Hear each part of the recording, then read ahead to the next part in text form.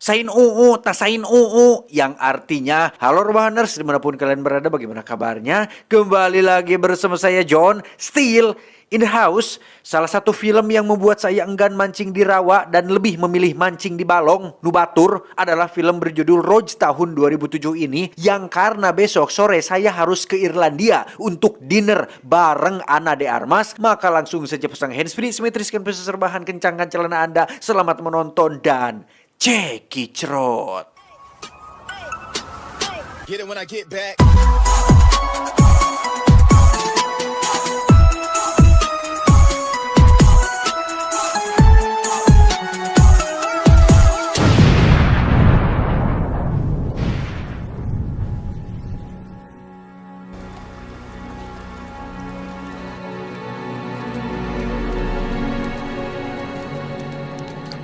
Berlatar di negara kanguru yaitu Australia, cerita diawali dengan memperkenalkan seorang jurnalis asal Amerika bernama Pat, dieja Pete, yang baru saja tiba di sebuah tempat terpencil yang merupakan lokasi wildlife river cruise atau semacam tempat wisata pelayaran sungai satwa liar, di mana Pat dan beberapa turis pun akan melakukan trip atau perjalanan dipimpin oleh seorang ahli satwa bernama Kate yang memiliki seorang anjing yang ikut juga dalam perjalanan tersebut. Anyone have any questions?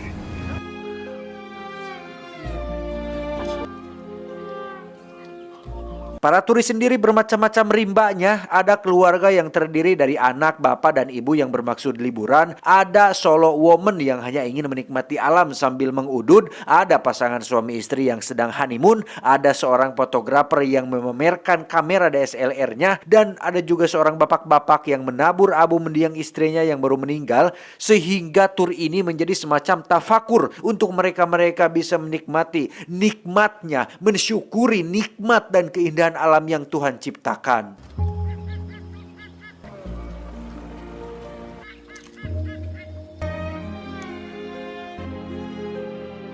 Dalam perjalanan mereka sempat terhenti untuk melihat beberapa turis yang sedang memberi makan seekor buaya yang ternyata bisa melompat tinggi, sehingga satu turis pun bertanya kepada Kate tentang apakah mereka aman di atas perahu. Kate pun menjawab bahwa buaya lebih sering hidup di air, maka selama mereka tidak masuk ke dalam air, maka buaya tidak akan berbahaya. Justru yang berbahaya adalah buaya yang hidup di darat, punya hasrat, hawa nafsu tinggi, lapar akan mangsa yang segar, dan yang paling sering jadi korbannya adalah kaum Hawa, termasuk Teh Yuli. You'll be right, so long as you don't go in the water.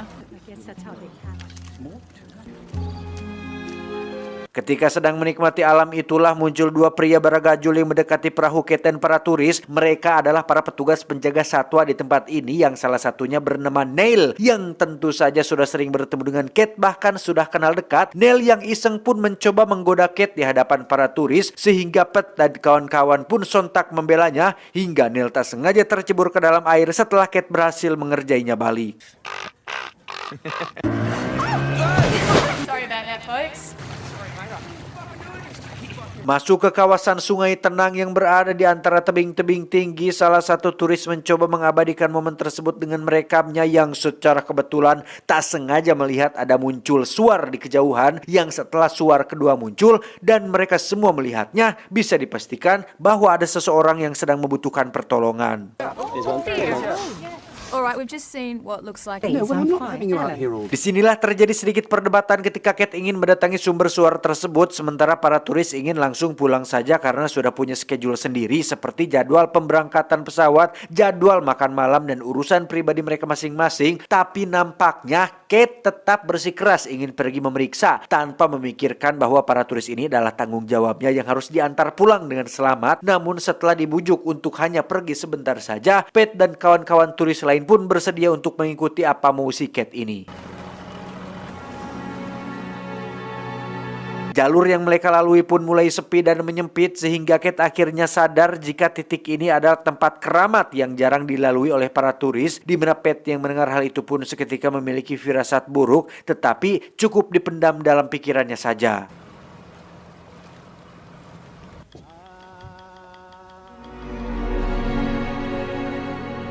Beberapa jam berlalu dan waktu menunjukkan pukul 4:30 sore yang sebentar lagi hari akan gelap. Mereka terlihat sudah benar-benar jauh dari jalur trip yang seharusnya dan mulai memasuki rawa-rawa. Kate yang bertanggung jawab dalam situasi ini pun masih saja optimis untuk menemukan orang yang menebangkan suar tadi. Yang tak lama terlihat ada sebuah perahu yang sudah terbalik sehingga bisa dipastikan jika orang di perahu itulah yang tadi menembakkan suarnya.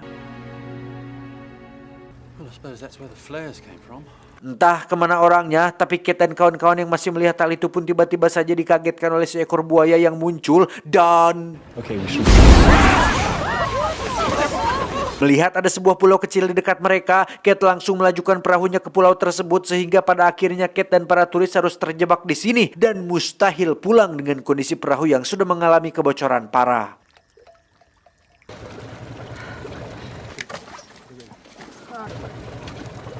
Mereka mencoba mencari alat komunikasi tetapi tidak berfungsi akibat sudah terendam air. Begitupun dengan ponsel, sinyal tidak muncul sama sekali akibat lokasi terpencil mereka berada saat ini. Well, how will anyone know where we are? Can't sit on this pile of mud waiting to go underwater. Dengan fakta bahwa hari sudah semakin gelap dan air pasang akan menenggelamkan pulau kecil ini, si bapak kumis pun ngide agar mereka semua berenang ke daratan, di mana salah satu turis yang merupakan suami dari si wanita berkacamata ini pun mencoba untuk mencegahnya tepat saat si fotografer mendapatkan respon dari radio, tetapi tiba-tiba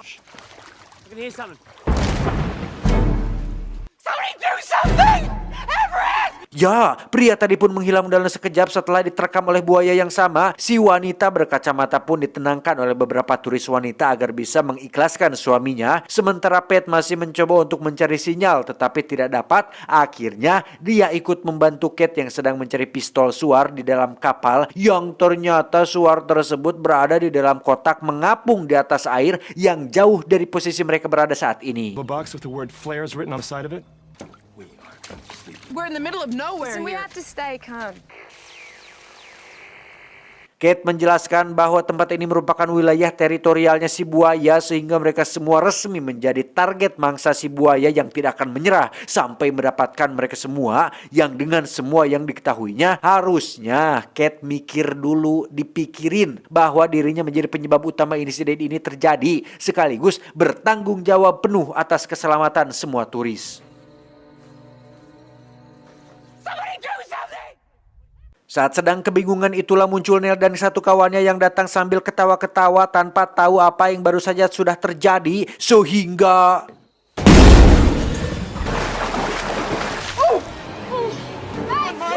Neil berhasil selamat sementara kawannya sudah menghilang dan pasti sudah menjadi santapan si buaya, dan yang tersisa di atas air hanyalah 2 ekor entok yang sudah mati yang tadinya dimaksudkan untuk memberi makan buaya-buaya yang ada di sungai ini.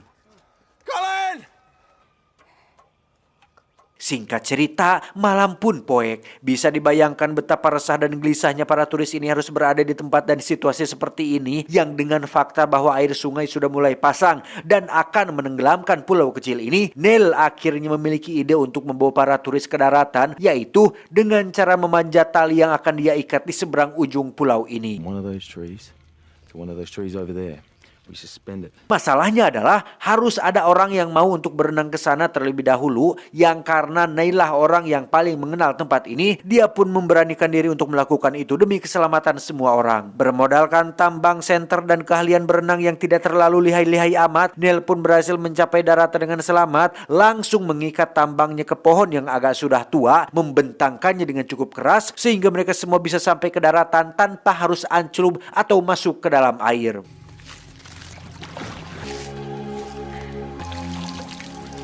Jarak dari pulau ke daratan sebenarnya kalau diperhatikan tidak terlalu jauh-jauh amat lah. Tetapi karena sebagian dari para turis ini tidak bisa berenang, dan jikalaupun itu berenang dan dilakukan secara lama, kemungkinan akan memancing si buaya datang untuk menyergap mereka semua. Dibantu turis lain, si wanita berkacamata yang suaminya tadi tewas pun akan berangkat duluan. Sesuai instruksi, si wanita pun merayap secara perlahan dengan teknik ala kadarnya, yang ketika dia sudah sampai setengah jalan, si wanita kacamata ini pun mengeluh kelelahan dan tak sanggup jika harus merayap lagi. Padahal Kate dan kawan-kawan sudah mencoba menyemangatinya, sehingga si bapak yang punya anak gadis pun merasa tidak sabaran, yang pada akhirnya dia dan anaknya ikut merayap tepat saat si wanita kacamata masih bergantung di tengah-tengah. I am not Pinglet. Stay away from me! Pada momen ini, saya pribadi pun ikut gerget ketika si ibu kacamata malah merengek kelelahan, malah mewek. Padahal dia hanya bertinggal beberapa langkah lagi menuju ke daratan, di mana saat Neil akan membantu, senternya pun tak sengaja terjatuh dan...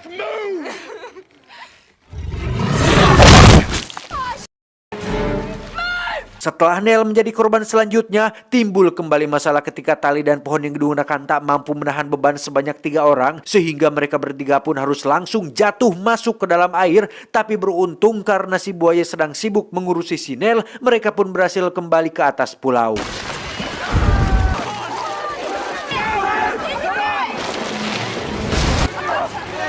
Alhasil korban pun kini menjadi bertambah gara-gara si Om alias ayah dari anak gadis cantik ini, di mana saat Kate akan menariknya dari dalam air, tiba-tiba... Ya, tepat di depan mata kepala anak dan istrinya sendiri, si Om pun dilempar dan dicabik-cabik, lanjut dengan dibawa pergi oleh si buaya untuk disimpan di tempat rahasia yang menjadi tempat penyimpanan stok makanannya selama ini.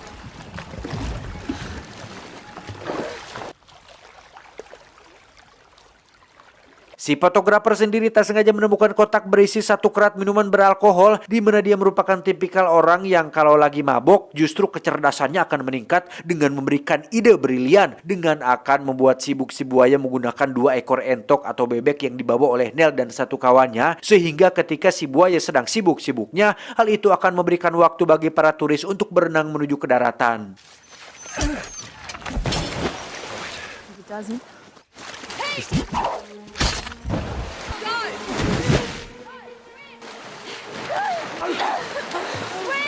Setelah para turis berhasil selamat, kini giliran Pat dan Kate yang masih berada di pulau. Pat yang masih sibuk menahan pancingan si buaya pun tiba-tiba dikejutkan dengan si buaya yang tiba-tiba menghilang tepat saat Kate baru saja masuk ke dalam air. Sehingga di tengah situasi urgent seperti itu, Pat pun bermaksud untuk menolongnya, tetapi nampaknya si dia sudah terlambat karena Kate sudah menghilang dibawa oleh buaya ganas tersebut.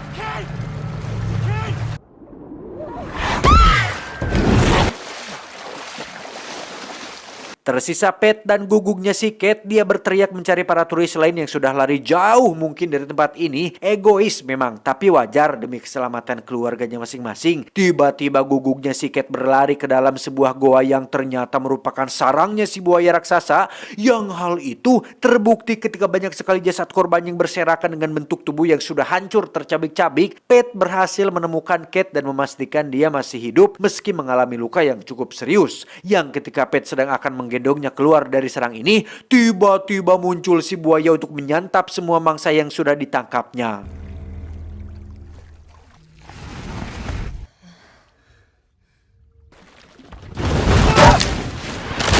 Pat menyembunyikan Kate di tempat aman yang sulit dijangkau si buaya, sedangkan dirinya sendiri terlihat duduk senderan di balik pintu yang dengan bermodalkan sebilah kayu dengan ujung yang tajam, si buaya pun menyerenteng untuk menyerang, tetapi...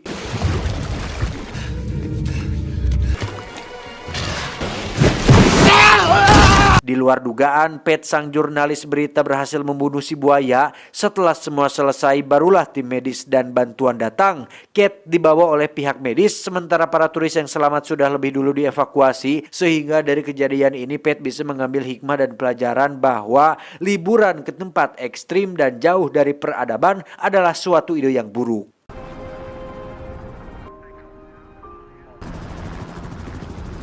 Peristiwa ini sempat menjadi berita viral pada masa itu dengan narasi seorang turis yang berhasil membunuh buaya ganas, di mana Pat sendiri dikabarkan meninggal dunia 2 hari setelah kejadian itu gara-gara tak sengaja melihat seekor kecoa yang karena kaget dia pun terjengkang ke belakang dan kepalanya terbentur gagang termos dengan cukup keras yang akhirnya membuat dia mengalami gegar otak dan tewas meninggal dunia menemui ajalnya. tamat ending yang cukup membuayakan. Wow. Sejak awal ini adalah salahnya si Kate, sudah tahu punya tanggung jawab terhadap para turis, bukannya langsung dibawa pulang, malah dibawa lebih jauh ke tempat yang berbahaya. Memang niatnya baik, ingin membantu orang lain yang membutuhkan pertolongan suar, tapi sebagai seorang pemandu tur yang punya kewajiban, protokol, dan tugas dari perusahaan, harusnya Kate lebih mementingkan dan memprioritaskan penumpangnya, para turisnya. Karena jika sudah begini, siapa yang disalahkan? Saya, Pak Samsul, atau Teh Yuli? Ya pasti Kate juga lah. Alangkah baiknya apabila kita sudah diberi amanat dan tanggung jawab, bereskan dulu kerjaan pertama, baru urus kerjaan selanjutnya. Beresin satu-satu, jangan ngarau kusiku ingin membereskan semuanya sekaligus. Kan itu sangat tidak ecereg sekali. Pesan yang bisa kita ambil dari film ini adalah sudah jelas bahwa jika diberi satu pekerjaan, maka selesaikanlah dengan baik. Jadilah seseorang yang profesional dalam hal pekerjaan atau apapun, yang memprioritaskan apa yang menjadi tanggung jawab dan kewajiban diri sendiri. Namun di luar dari alur film ini ada pula pesan yang bisa kita ambil, yaitu apakah Anda penyayang binatang? Sudah tahu buaya masih saja dipertahankan? Saya John, mewakili para buaya darat yang tidak punya modal untuk bertindak, mengucapkan terima kasih dan sampai jumpa di video selanjutnya. Adios, Balon Helium Alexandra Daddario.